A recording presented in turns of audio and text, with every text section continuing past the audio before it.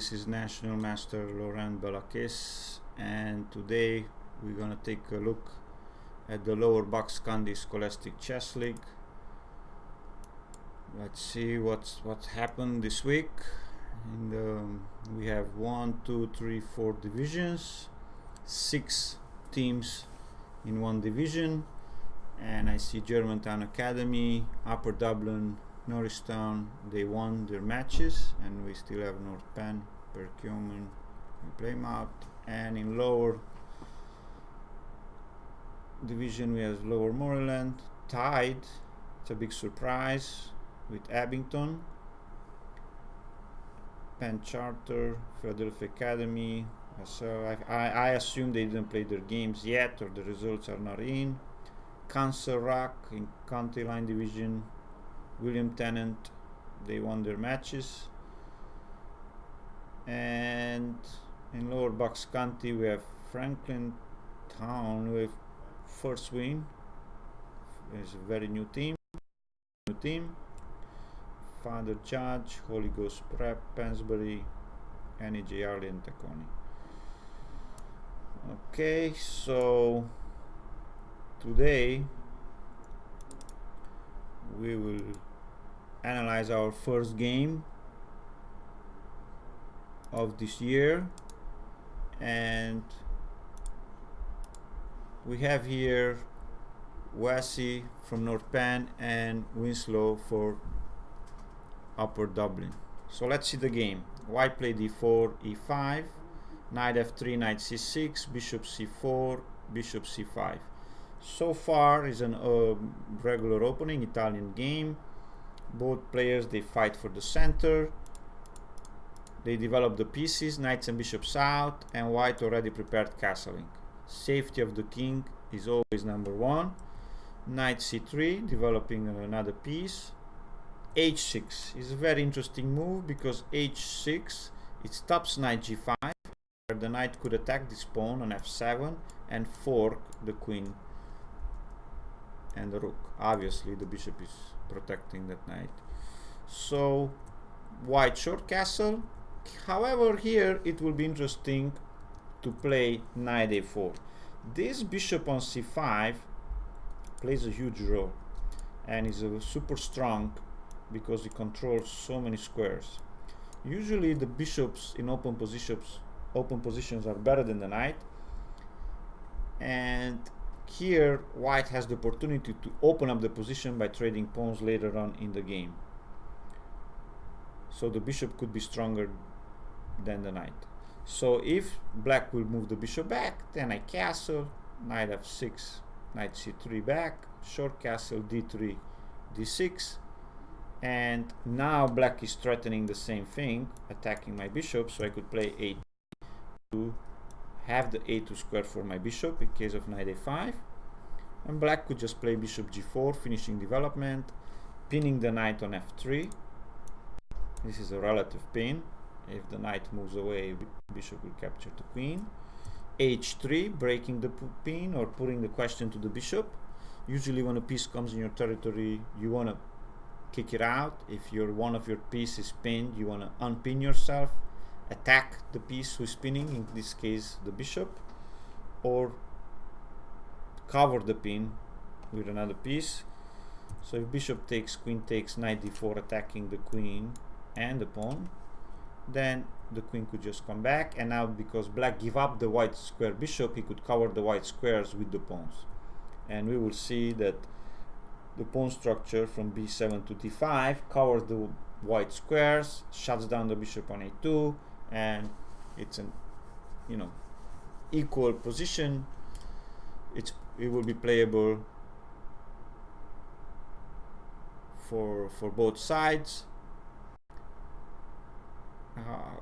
It's much harder here for white to prove that the two bishops are stronger than a bishop and a knight. He will need to trade off a pair of knights, knight d2 and knight d4, and then play the endgame with two bishops. But let's go back to our game where white short castle, knight f6, d3, short castle, and knight h4. I don't really like this move. First of all, So the knight is unprotected here on h4. The knight on the side usually is no good because it doesn't have any squares, but I see white point. I see that he may want to go to g6 because the f7 pawn is pinned by the bishop, and then from here attack the rook. However, that doesn't accomplish anything. He could also play knight f5, which is a beautiful square. However, here black could have played knight a5. Again, the same idea, attacking the strong bishop. The bishop moves away, just capture, and now d5. And now suddenly the knight on h4 is out of the game. If you take, then I take with the knight, and now knight has to move away. And again, I could just pin your knight with bishop g4 and give up my bishop, and then just play simple knight b4, attacking the base of the pawn structure, which is c2 in this case. And when you protected queen d1, I just play simple f5. I have nice center here. Black has no problems here. Is a little bit better. So these ideas with knight a4 and knight a5, attacking these two bishops here, are very, very common in the Italian game. Black played d6, knight a4, attacking the bishop, which is very, very good. And then black captured on e4, and it's the same idea that the queen attacks the knight on h4 with this cover attack. White stick to his idea with knight g6, using the fact that the f7 pawn is pinned and the knight from g6 is attacking the rook. And here black could have just won the game. Simple knight takes f2, and the knight is attacking the queen. If you take the knight, then I could just take back on f2 with check, king takes, and queen f6 check, and it's a double attack, and I pick up the knight, and black is up material and exchange. So if knight takes f2 and white doesn't take on f2, queen h5, then I play bishop g4. The bishop is protected by the knight. The bishop attacks the queen. Queen h4 forced, then I take, knight takes, and now I have the luxury, the time to move my knight away with check and protect my bishop with the knight. So if knight takes, and I picked up all these pawns for free, and black is winning again. Coming back to the game, black played queen f6. White should have captured the rook here. Knight takes f8, and now if black takes on f2, then I just take on c5, and you don't have no discovered checks. Even more, this knight is pinned by the rook to the queen. So if knight takes d1, which is forced, rook takes, pawn takes. If you want to save the knights, you have to protect each other. And now I could just play king g7 to protect my pawn on f6 with the king, and you guys can see that these knights, they protect each other, but they cannot move, cannot run away. Rook b1 in order to get my bishop out, so the rook protects the pawn, and now bishop takes d7, knight takes d7, and rook d8, and the knight is trapped. Obviously you'll have to give up your knight, but then black is black he has two knights versus two bishops, so you could play bishop h6, attacking my knight, and now white is the one with attacking the knight. His knight is trapped now. So if black plays d5 attacking the bishop, then I just retreat, simple. And now you have to give up the knight for the pawn. So now white is winning. So coming back to our position, instead of taking the rook, white captured the bishop, knight takes c5, and now black should have just captured back with the knight. I mean, and when knight takes f8, king takes f8 and f4, and he's, you know, white is still better, of course. When you have a rook, you want to open up a file. Trading of pawns opens up files, and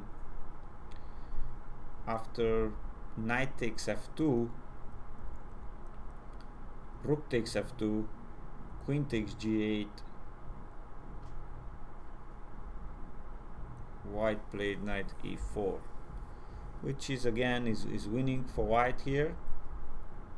Black has no compensation at all. Played knight d7, threatening d5, knight c3, very good. And black tried to transfer his pieces on the king side, knight f5, white played simple knight d5, attacking the c7 pawn. Black didn't even respond, he played king h8. After knight takes c7, attacking the rook, rook b8, white played queen f3. I like the more simple move c3 to take the d4 square away. Queen f3, knight d4, queen d5, bishop h3. So black was dreaming about this checkmate. Bishop e3. When you have material, you just want to trade, and black just give up his knight here on c2. I don't know if he was a miscalculation or he dropped his knight or was short on time. Black played b5, and after knight takes b5, rook c8, knight takes d6. White just picked up all the pawns, and now he's attacking the f7 pawn. After rook d8, knight takes f7, check, and his fork, and this piece is the bishop and the queen, they just protecting the knight. So here black is totally lost. So white won, and I hope you guys enjoyed the game. I want to wish you guys good luck in the games, and I see you guys next week.